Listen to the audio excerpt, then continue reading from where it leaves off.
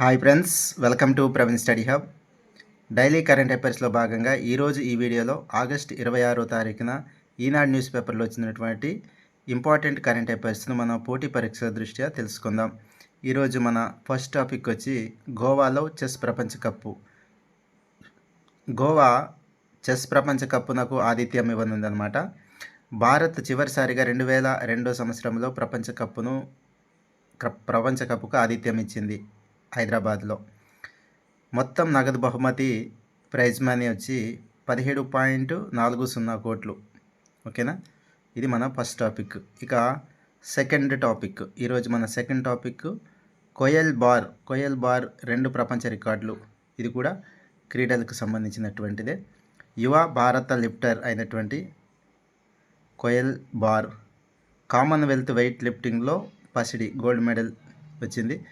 So స్నాచ్లో 85 కేజీలు, అదేవిధంగా clean and జర్క్లో 107 కేజీలు, మొత్తంగా 192 కేజీలతో అగ్రస్థానంలో నిలిచింది.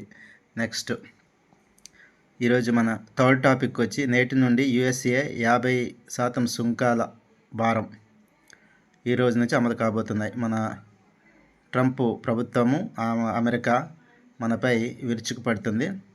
సో దాన్ని చూద్దాం. $48 బిలియన్ వాణిజ్యంపై ప్రభావం అన్నమాట నేటి నుంచి. కారణం ఏంటంటే రష్యా నుండి ముడి చమురు కొంటున్న భారత్పై ఒత్తిడి తెచ్చేందుకు అమెరికా విధించినటువంటి సుంకాలు బుధవారం, భారత కాలమాన ప్రకారం బుధవారం అమల్లోకి రానున్నాయి. మొదటిగా 25% విధించారు, తర్వాత 25, 25+25 50% ఇప్పుడు మనకు అమెరికా టారిఫ్లను అంటే సుంకాలను విధిస్తుంది. సో ఏదైతే విధించిందో మనకు రొయ్యలు, దుస్తులు, పాదరక్షకులు అంటే చెప్పులు, ఇట్లాంటి బిజినెస్ మీద బాగా దెబ్బ అనమాట, అంటే భారం పడుతుంది. ఔషధాలకు మినహాయింపు ఇవ్వడం జరిగింది. ఔషధాలు ఏవైతే ఉన్నాయో వాటికి మినహాయింపు ఇవ్వడం జరిగింది. నెక్స్ట్ ఫోర్త్ టాపిక్ వచ్చి ఈరోజు వసుదైక కుటుంబమే భారత సిద్ధాంతం. తూర్పు నౌకాదళ ముఖ్య కేంద్రమైనటువంటి విశాఖపట్నంలో నావల్ డాక్యార్డ్లో ఈ కార్యక్రమాన్ని నిర్వహించారు. సో ఇందులో రక్షణ మంత్రి వర్యులు రాజ్నాథ్ సింగ్ గారు పాల్గొన్నారు ముఖ్య అతిథిగా. అందులో భాగంగా INS ఉదయగిరి, INS హిమగిరి అనే నౌకలను జాతికి అంకితం చేయడం జరిగింది. సో ఇవి ఇండో పసిఫిక్ హిందూ మహాసముద్రం ప్రాంతాల రక్షణ బలోపేత చర్యల్లో భాగంగా దేశీయంగా మరియు అంతర్జాతీయంగా జలాలలో ఈ నౌకలు బహుముఖ పాత్రను పోషిస్తాయి అన్నమాట. ఓకే, ఇంపార్టెంట్ పేర్లు గుర్తుపెట్టుకోండి. INS ఉదయగిరి, INS హిమగిరి జాతికి అంకితం చేశారు. ఎక్కడ అంటే విశాఖపట్నంలో నావల్ డాక్యార్డ్లో. సో ఇదండి. నెక్స్ట్ మన ఫిఫ్త్ టాపిక్ వచ్చి పాఠశాల విద్యపై ఆంధ్రప్రదేశ్ సగటు ఖర్చు 18,000. పాఠశాల విద్యపై ఆంధ్రప్రదేశ్లో సగటు ఖర్చు 18,000 అని వచ్చింది. జాతీయ సగటు కంటే అధికంగా వ్యయం అనమాట. జాతీయ సగటు కంటే అధికంగా మనం ఖర్చు పెడుతున్నారు మన తెలుగు రాష్ట్రాల వాళ్ళు. దక్షిణాది రాష్ట్రాలలో ఆంధ్రప్రదేశ్ 4వ స్థానంలో ఉంది. ఓకేనా. కేంద్ర ప్రభుత్వం విడుదల చేసినటువంటి ఈ సంస్థ విడుదల చేస్తుంది సమగ్ర మాడ్యులర్ సర్వే విద్య అన్నమాట. 2025 వెల్లడి. ఇది కేంద్ర ప్రభుత్వం యొక్క సంస్థ అన్నమాట. ఈ రకంగా మనకు పాఠశాలపై తల్లిదండ్రులు ఈ రకంగా మనకు 18,000 ఖర్చును చేస్తున్నట్టు మనకు ఈ సర్వే మనకు చెప్పడం జరిగింది. నెక్స్ట్ సిక్స్త్ టాపిక్ తెలుగు భాష పురస్కారాల ఎంపికకు కమిటీ వేస్తూ మన ఆంధ్రప్రదేశ్ ప్రభుత్వం ఉత్తర్వులు జారీ చేసింది. తెలుగు భాష పురస్కారాలు ఎంపిక కమిటీ గిడుగు రామూర్తి పంతులు జయంతి సందర్భంగా ఈ నెల ఆగస్టు 29 గిడుగు రామూర్తి పంతులు గారి యొక్క జయంతి ఆగస్టు 29న నిర్వహించే తెలుగు భాష దినోత్సవంలో ప్రతిభావంతులైన సాహితీ ప్రముఖులకు అందించే తెలుగు భాష పురస్కారాల కోసం ప్రత్యేక కమిటీని ఏర్పాటు చేస్తూ ఉత్తర్వులు జారీ చేసింది ఆంధ్రప్రదేశ్ ప్రభుత్వం. నెక్స్ట్, జాతీయ ఉత్తమ ఉపాధ్యాయుడుగా ఎన్టీఆర్ జిల్లాకు చెందిన దేవానంద్ కుమార్ జాతీయ ఉత్తమ ఉపాధ్యాయుడుగా 2025 గాను ఎంపిక కావడం జరిగింది.